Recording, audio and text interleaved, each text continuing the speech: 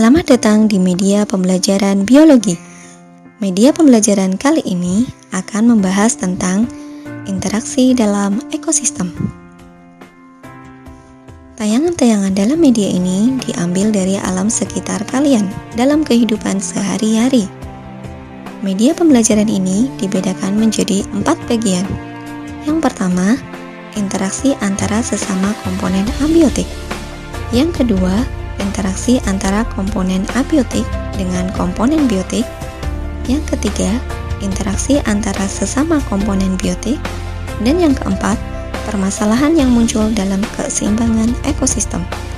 Baik, kita akan membahas yang pertama, yaitu interaksi antara sesama komponen abiotik. Komponen abiotik air. Air memegang peranan penting dalam melarutkan berbagai macam zat. Lumpur dapat terbawa oleh air dan mengendap di suatu tempat. Berbagai macam zat dapat didistribusikan aliran air ke segala penjuru lingkungan. Komponen abiotik yang lain yaitu cahaya matahari. Terik matahari mengandung energi panas yang dapat menguapkan air. Lapisan tanah yang terkena sinar matahari seperti ini akan kering dan pecah-pecah. Terpaan sinar matahari di air akan menyebabkan air menguap. Kumpulan uap air dari sungai, laut, maupun transpirasi dari tanaman pertanian akan naik ke angkasa membentuk awan. Awan akan berkumpul menyatu sehingga menjadi lebih besar. Awan-awan tersebut akan saling berinteraksi sehingga akan menyebabkan kilat yang selanjutnya air akan turun ke bumi kembali dalam bentuk hujan. Kita akan membahas bagian yang kedua, yaitu interaksi antara komponen abiotik dengan komponen biotik. Kita sudah mengetahui bahwa cahaya matahari sebagai sumber utama energi dalam kehidupan di bumi. Cahaya matahari memegang peranan penting dalam ekosistem. Cahaya digunakan tumbuhan untuk berfotosintesis. Lumut dalam air juga menggunakan cahaya untuk berfotosintesis. Salah satu hasilnya adalah gelembung udara yang dilepaskan ke air. Air yang terus mengaliri tanah akan membuat tanah menjadi lembab, seperti pada tayangan ini. Hal ini akan memberi keuntungan bagi cacing tanah, sehingga cacing tanah dapat hidup dengan nyaman dan baik. Angin juga berperan penting bagi ekosistem. Berbagai tumbuhan memerlukan angin dalam hidupnya. Sebagai salah satu contoh, tumbuhan ini memiliki struktur biji yang unik dan mudah diterbangkan oleh angin. Angin akan membantu penyebaran biji tanaman ini. Pernahkah kalian menemukan tanaman ini?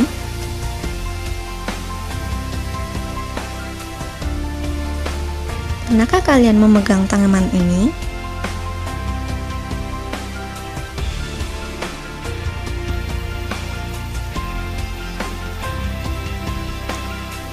Sungguh unik, bukan?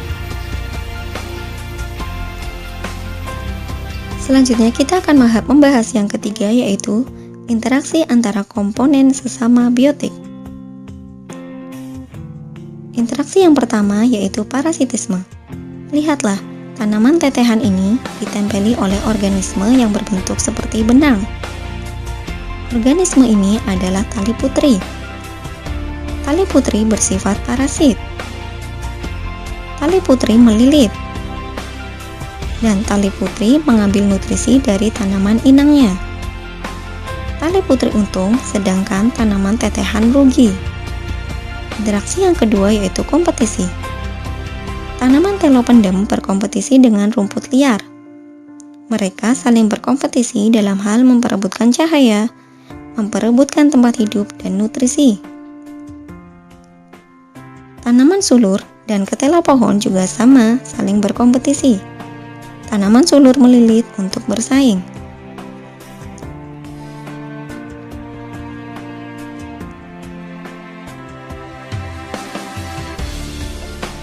Pernahkah kalian melihat ini?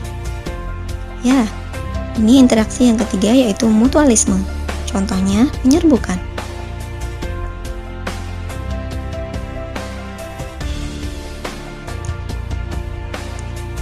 Kupu-kupu. Sedang apakah kupu-kupu itu? Ya, kupu-kupu itu sedang melakukan penyerbukan di bunga. Bunga diserbuki oleh kupu-kupu. Mereka saling menguntungkan. Contoh lain penyerbukan dilakukan oleh lebah. Lebah melakukan penyerbukan di bunga. Lebah mengambil makanan di bunga. Bunga diserbuki oleh lebah. Mereka saling menguntungkan. Pernahkah kalian melihat peristiwa ini?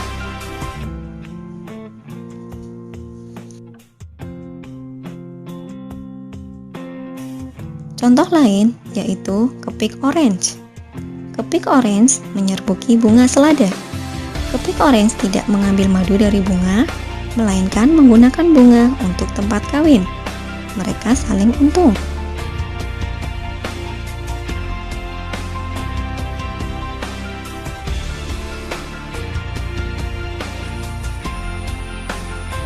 Interaksi selanjutnya yaitu komensalisme. Lihatlah tanaman pare dengan ular gadung. Ular gadung diuntungkan dengan memperoleh tempat sembunyi untuk mengintai mangsa. Tetapi tanaman pare tidak dirugikan.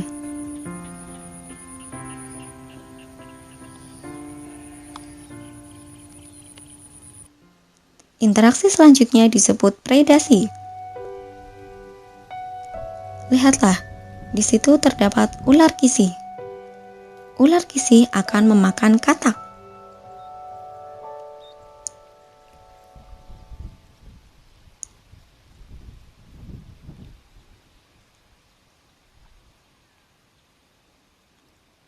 Katak dimakan oleh ular kisi. Pernahkah kalian melihat peristiwa ini?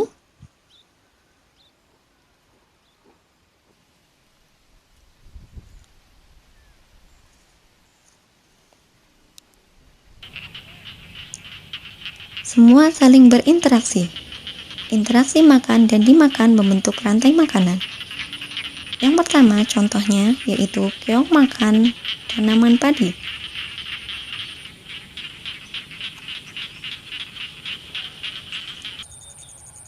Yang kedua, belalang makan daun padi.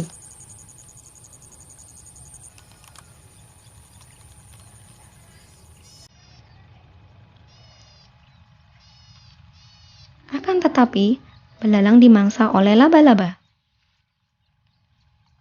Laba-laba menggunakan sarangnya untuk memangsa belalang. Laba-laba memakan belalang.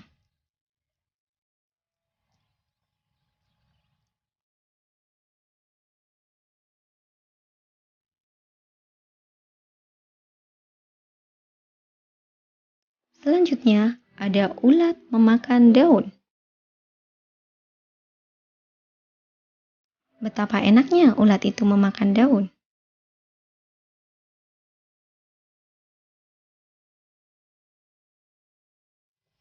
Ternyata, ulat tersebut akan menjadi makanan burung cetruk. Faktor menyebabkan belalang, keong, dan ulat menjadi santapan empuk bagi burung kuntul. Burung kuntul saling berebut makanan yang melimpah. Semua hewan yang dianggap hama menjadi memiliki musuh alami. Semua hewan yang dianggap hama memiliki musuh alami, sehingga membentuk rantai makanan. Hal ini disebut biopredator. Itulah ekosistem yang seimbang. Semua terkontrol oleh rantai makanan yang berjalan dengan baik dan sempurna. Begitu indah pemandangan ini, bukan? Burung-burung dengan senang berterbangan. Akan tetapi, permasalahan muncul. Penyemprotan terjadi di mana-mana. Keterbatasan pengetahuan petani. Mereka hanya tahu satu-satunya cara untuk memberantas hama adalah dengan cara penyemprotan. Penyemprotan yang dilakukan petani meliputi fungisida. Fungisida untuk membasmi fungi. Fungi atau jamur penting untuk dekomposisi atau penguraian. Insektisida. Insektisida untuk membasmi hama. Hama berupa serangga. Banyak serangga yang menjadi mangsa burung hilang, sehingga akan menjadi memutus rantai makanan. Efek insektisida yang keras juga dapat meracuni air, sehingga ikan menjadi mati. Penyemprotan yang lain dapat berupa herbisida. Herbisida dapat membasmi gulma. Banyak gulma tanaman mati. Padahal memiliki peran sebagai produsen.